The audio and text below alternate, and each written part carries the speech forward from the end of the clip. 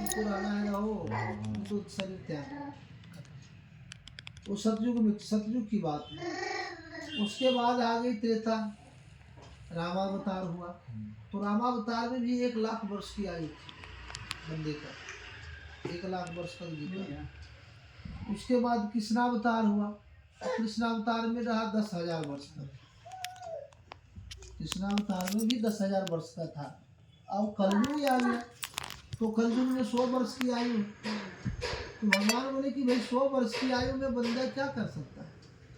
कमाई करेगा कि बच्चे का लालन पालन करेगा कि अपना क्या कर सकता है?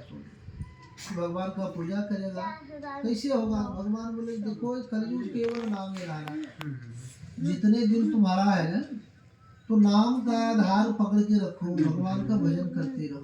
क्योंकि काम कुछ भी करेंगे, ये बैंक में पर्ची काटेगा तो मुंह थोड़ी बंद रहता है, राम राम करो। तो किचन में हाथ चलाती है तो मुंह थोड़ी। तो कलयुग केवल नाम सुमरन करते रहो, उसका उद्धार होगा। अब बोले कि श्री सत्यनारायण भगवान का व्रत इच्छित करेगा, श्री सत्यनारायण भगवान का व्रत जो इच्छित विधि पूर्वक करेगा, उसका आयु सुख, जितना उसका आयु रहेगा उतने दिन तक सुख भोगेगा, और अंत में कहाँ जाएगा? तो वैकुंठ को जाएगा। क्योंकि वैकुंठ विष्णु भगवान को ही भजने वाले वैकुंठ गए। और इसका एक बार दिखा भी पड़ा, जब कृष्णावतार हुआ तो देवी देवता भी ललायित होते थे। कृष्ण भगवान के जो रास होता था, लीला होता था, उसमें जाने के लिए देवता भी ललायित रहते। एक बार की बात है, शंकर जी पहुंच गए भेष बदल के। तो भगवान पहचान गए, शंकर जी हमारे आप रासलीला। बोले क्या करें भाई, रुका नहीं गया भाई, आपका ऐसा है, यहाँ पर मनोहर दृश्य था कि हमको आना पड़ा। बोले आपका एंट्री नहीं। शंकर भगवान को विष्णु भगवान बोले कि आपका एंट्री नहीं है इसमें। बोले क्यों? ये सारे जो आपके साथ है, खेल रहा है, कूद रहा है, खा रहा है, तो इसका एंट्री कैसे हुआ भाई? जब हमको आप रोक रहे हैं तो ये आपके साथ जो खेल रहा है, इसका एंट्री कैसे आप करवा दिए? ये कौन है? भगवान बोले कि हजारों वर्ष तक तप किया है, और हजारों वर्ष तक तप करके क्या मांगा? तो मांगा आपकी प्रभु, आपकी चरण चाहिए हमको। तो चरण की सेवा करने वाले कृष्णावतार में सब साथ आए थे। भगवान का जितना भी सखा हुआ तो सारे तभी बंदे आए थे। बोले कि ये सब वो लोग, बोले कि आप श्री सत्यनारायण भगवान का पूजन करो, जो स्वर्ग और मृतलोक में अति उत्तम है। जो इसको करेगा आयु पूर्वक शुभ होकर के वह मरने पर प्राप्त होगा। प्रथम अध्याय प्रेम से बोलिए श्री सत्यनारायण भगवान की जय। श्री कृष्ण गोविंद हरे मुरारी, है नाथ नारायण वासुदेवा। श्री कृष्ण गोविंद हरे मुरारी, हे नाथ नारायण वासुदेवा। बोले श्री वृंदावन बिहारी लाल की जय। भगवान मुनि बोले कि हे भगवान, इस व्रत का क्या फल है, क्या विधान है, और पूर्व में किसने किया है? इस व्रत को पहले किसने किया है, उसका इतिहास कहिए।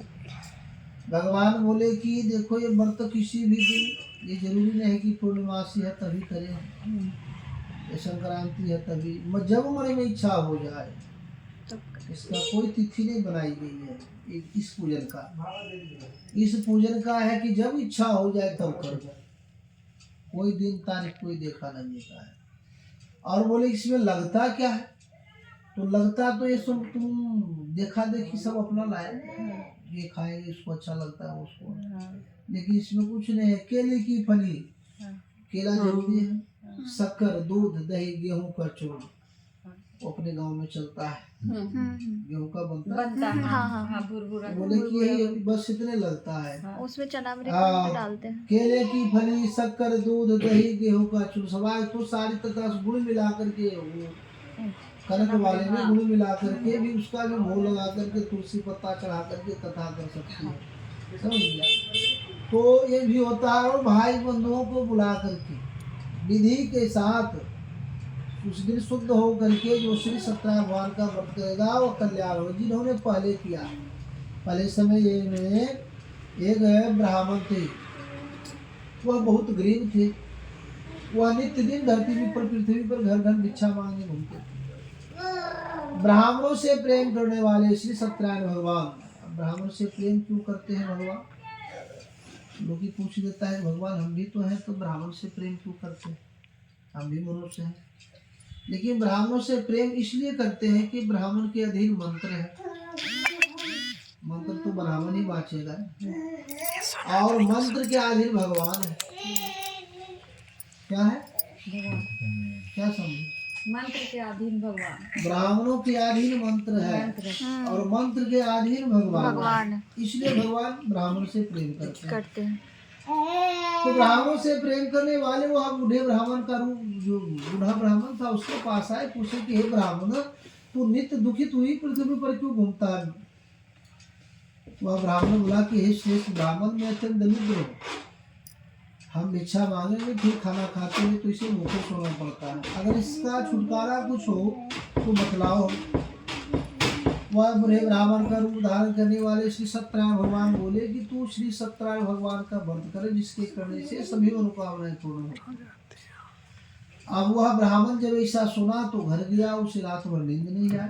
सुबह उठकर के मन में विचार किया कि आज जो भी भिक्षा मांगने में धन मिलेगा तो खाना नहीं खाएंगे लेकिन भगवान का व्रत अवश्य करेंगे। और ऐसा मन में विचार करके वह ब्राह्मण जब घर से निकला तो जो पहले उसको 1 रुपया मिलता था उस दिन उसको 4 रुपया मिला। वो अति प्रसन्न हुआ और उधर से भिक्षा मांगते हुए पूजन की सारी सामग्री लेकर के घर आया और भाई बंधुओं को बुला करके विधि के साथ उस व्रत को किया और